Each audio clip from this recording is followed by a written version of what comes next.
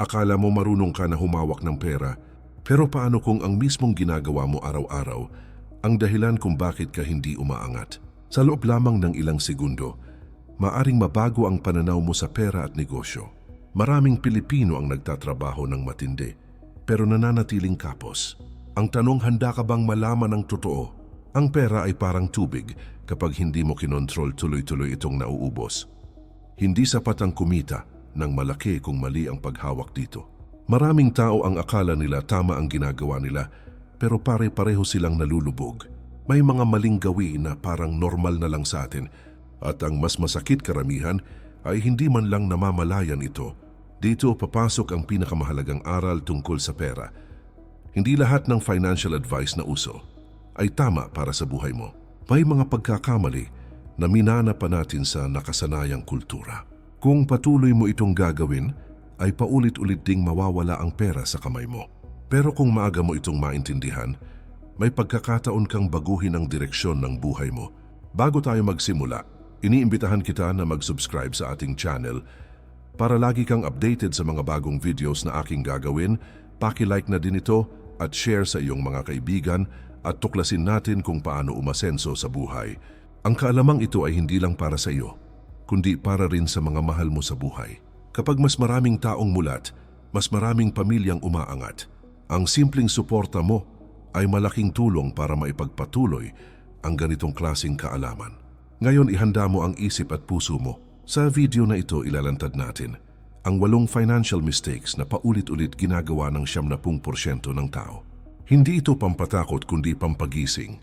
Ang bawat punto ay hango sa totoong buhay ng mga Pilipino. Makikita mo ang sarili mo sa ilan dito at okay lang yon. Ang mahalaga ay handa ka ng matuto at kumilos. Una, walang malinaw na budget at direksyon sa pera. Maraming Pilipino ang kumikita ng pera buwan-buwan, pero hindi nila malinaw na alam kung saan talaga ito napupunta sa bawat araw. Tuwing dumarating ang sahod, may pansamantalang plano sa isip, pero unti-unti itong nawawala, kasabay ng sunod-sunod na bayarin. Ang budget ay hindi ginawa para alisin ang kasiyahan sa buhay, kundi para bigyan ng direksyon ang bawat pisong pinaghirapan mo. Kapag wala kang malinaw na listahan at limitasyon ng gastos, ang pera mismo ang nagiging decision maker sa buhay mo. At sa karamihan ng pagkakataon, ang desisyong iyon ay humahantong sa kakapusan, hindi sa pag-unlad. Ang kawalan ng budget ay parang paglalakbay sa mahabang daan na walang mapa at walang tiyak na destinasyon. Tuloy-tuloy ka lang sa pag-andar, pero hindi mo sigurado kung papalapit ka ba o lalo kang naliligaw. May mga gastusing maliit lang sa tingin, pero dahil paulit-ulit itong nangyayari, lumalaki ito ng hindi mo namamalayan. Dito unti-unting nabubuo ang cycle ng utang, stress at pangamba tungkol sa pera. At habang mas tumatagal, mas nagiging normal ang maling sistema hanggang sa mahirapan ka ng baguhin ito.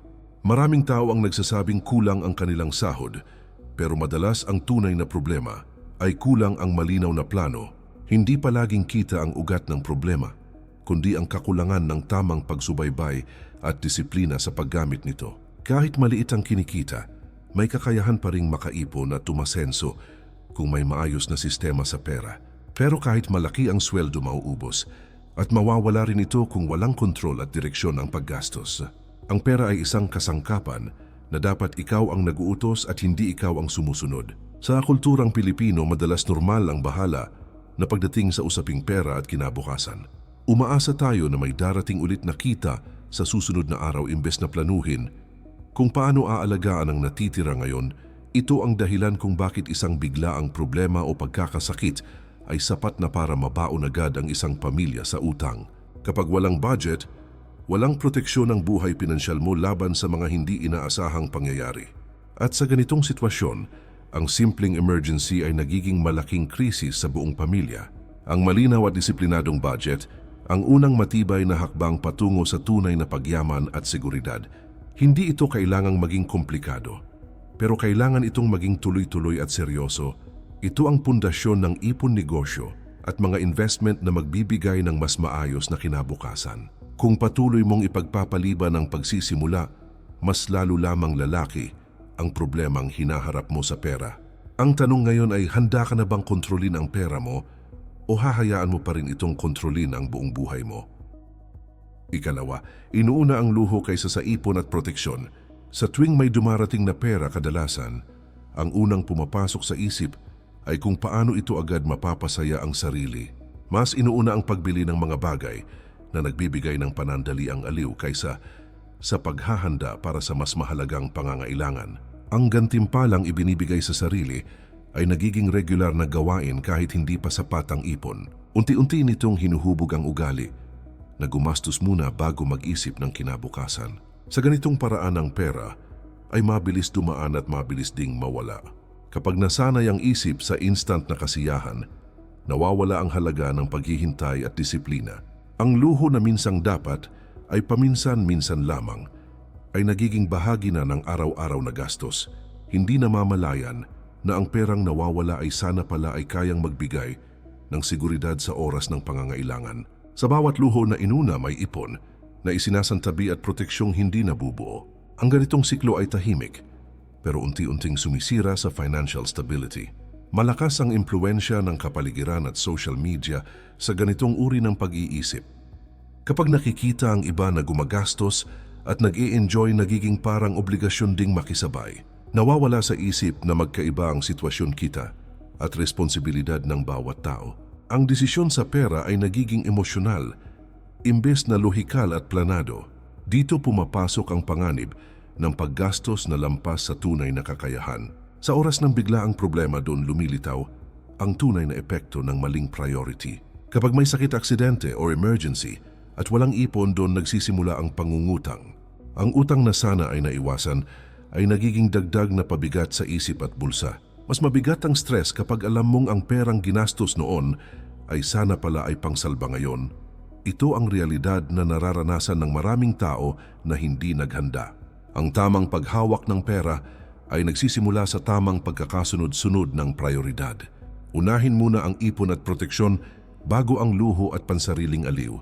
Kapag ligtas ang kinabukasan, mas nagiging payapa ang isip at desisyon. Ang tunay na luho ay ang pagkakaroon ng kapanatagan kapag may dumating na problema. At kapag natutunan mo ito, mas nagiging makabuluhan at kontrolado ang bawat pisong hawak mo.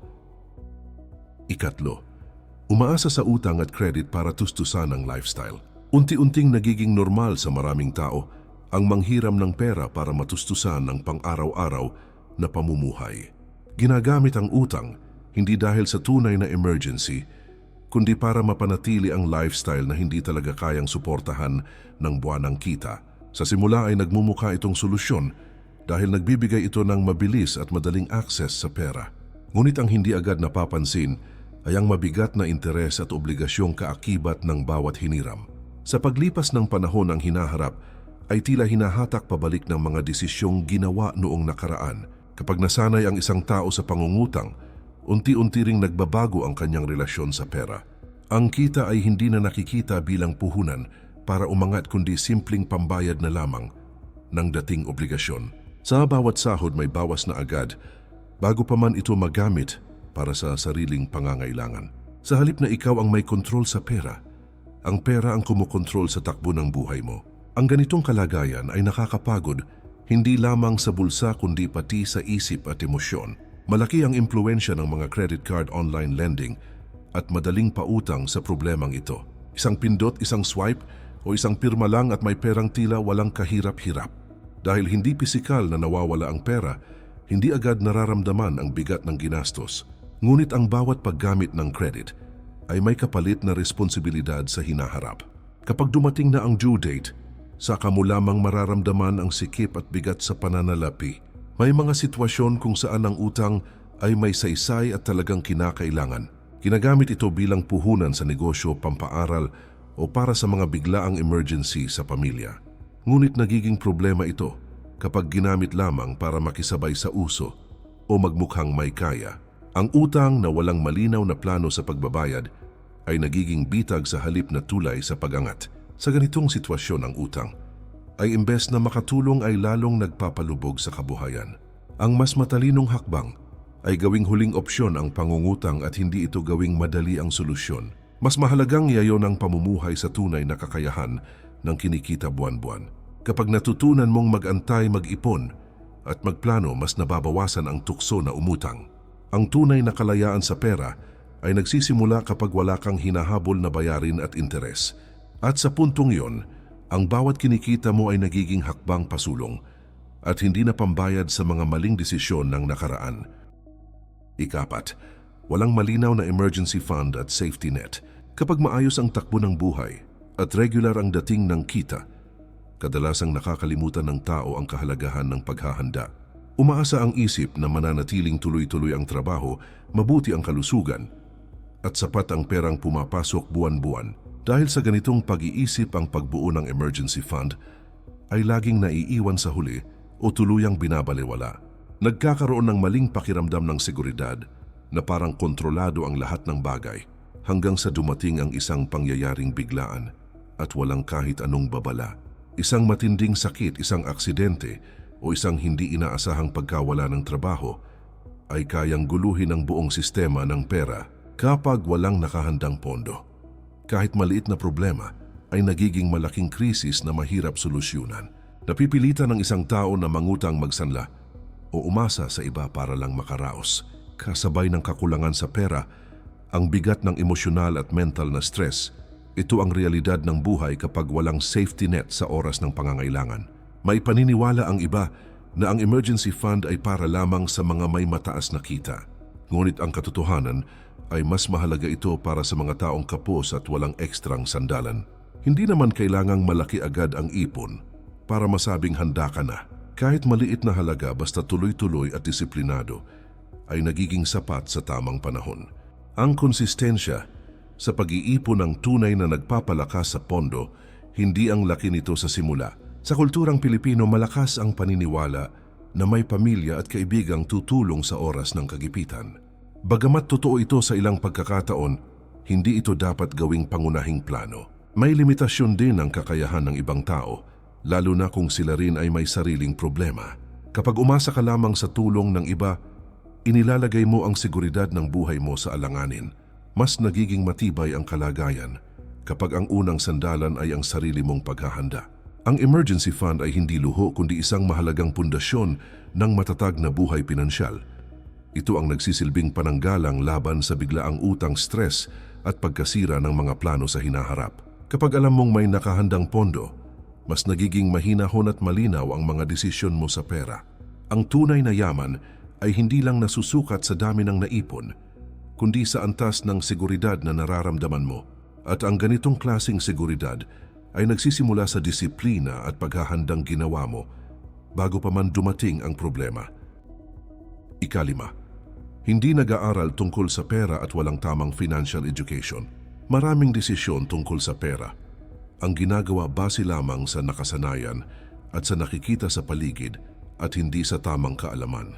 Ang paghawak ng pera ay kadalasang natututunan sa pagmamasid sa magulang o kapwa-tao at hindi sa malinaw at sistematikong pag-aaral. Lumalaki ang isang tao na marunong kumayod at kumita, ngunit walang sapat na kaalaman kung paano pangalagaan at palaguin ang pera.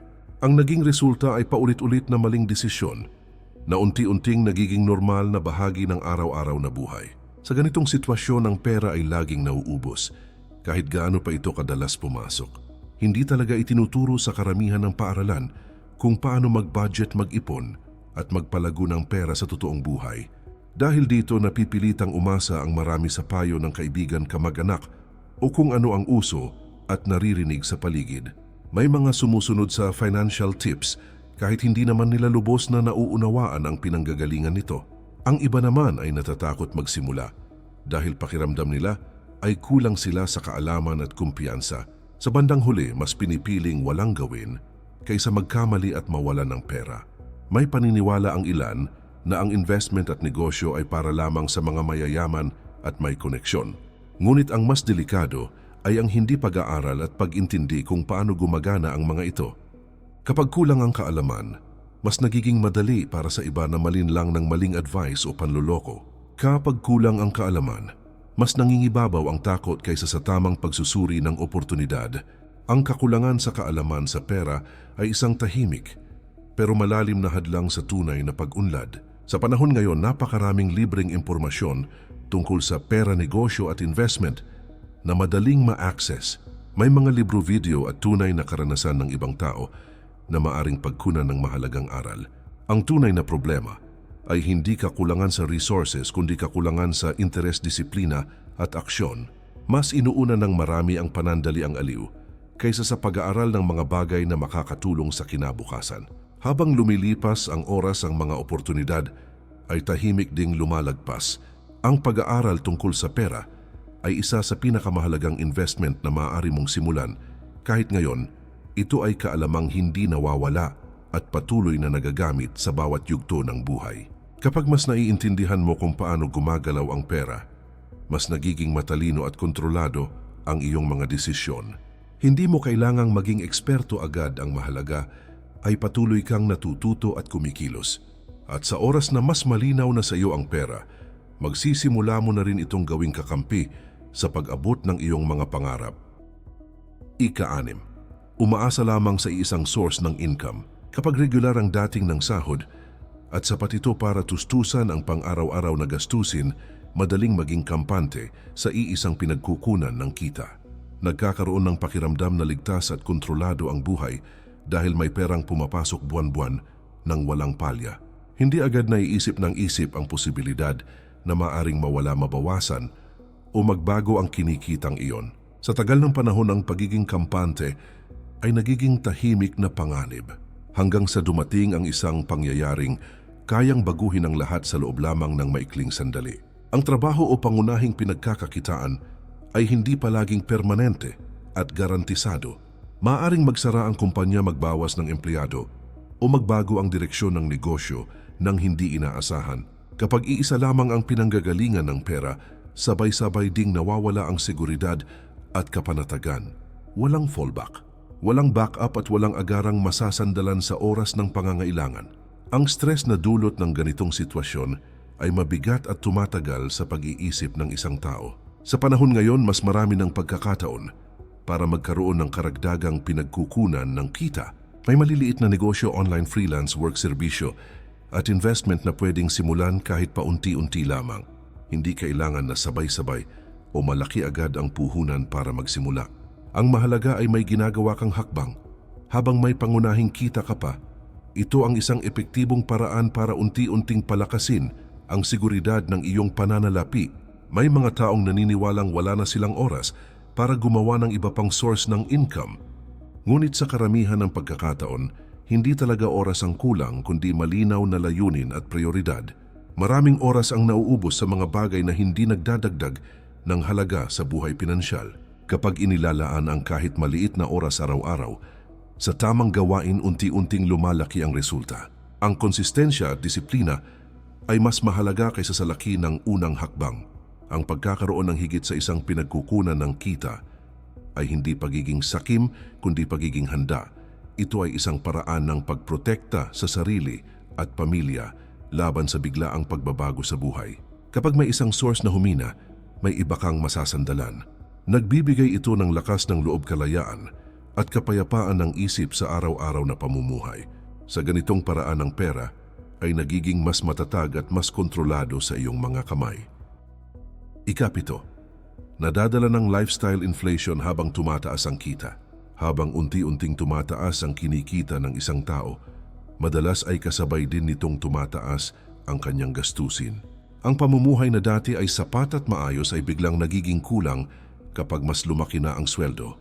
Nagkakaroon ng pakiramdam na kailangang sabayan ang bagong antas ng kita ng mas mahal at mas magarang pamumuhay. Unti-unti ring nawawala ang dating disiplina sa paggastos na minsan ay pinanghahawakan. Sa kabila ng mas malaking kita, ang sitwasyon sa pera ay nananatiling kapos. Sa umpisa mukhang makatwiran at normal lamang ang pag-upgrade ng lifestyle. Mas komportabling bahay, mas maayos na sasakyan at mas madalas na luho ang nagiging bagong pamantayan. Hindi agad napapansin na ang bawat dagdag sa ginhawa ay may kaakibat na dagdag gastos at responsibilidad. Ang perang dapat sana ay inilaan para sa ipon at investment ay nauuwi sa mas mataas na bayarin. Pagdating ng panahon, parang walang gaanong pagbabago kahit mas malaki na ang kinikita. Malakas ang impluensya ng kapaligiran ng social media at ng opinyon ng ibang tao. Kapag nakikita ang iba na nag-u-upgrade ng pamumuhay, nagkakaroon ng pakiramdam na kailangang makisabay. Unti-unting nawawala sa isip na hindi pare-pareho ang sitwasyon at responsibilidad ng bawat isa. Mas nagiging mahalaga ang ipinapakita kaysa sa tunay na kalagayan ng pera sa likod ng eksena. Dito nagsisimula ang tahimik, ngunit tuloy-tuloy na pagtaas ng gastusin. Ang lifestyle inflation ay delikado dahil hindi ito biglaan at hindi agad ramdam. Dahan-dahan nitong inuubos ang bawat dagdag na kinikita mo. Sa tuwing may pagtaas ng sahod, ay may kasunod ding pagtaas ng obligasyon at gastos. Kapag dumating ang panahong bumagal o huminto ang kita, mas ramdam ang bigat ng pamumuhay. Mas mahirap bumalik sa simpleng buhay kapag nasanay na sa mas magastos na pamantayan. Ang tamang diskarte ay panatilihin ang disiplina at simpleng pamumuhay.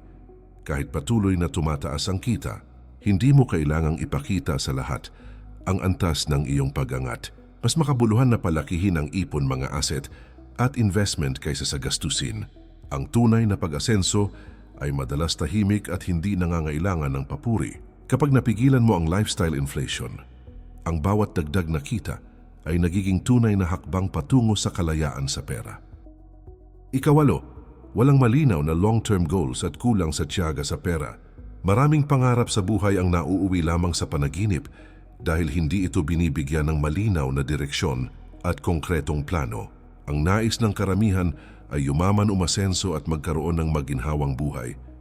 Pero walang malinaw na target kung paano at kailan ito maaabot. Kapag walang tiyak na layunin ng bawat desisyon sa pera, ay nagiging pabago-bago at emosyonal.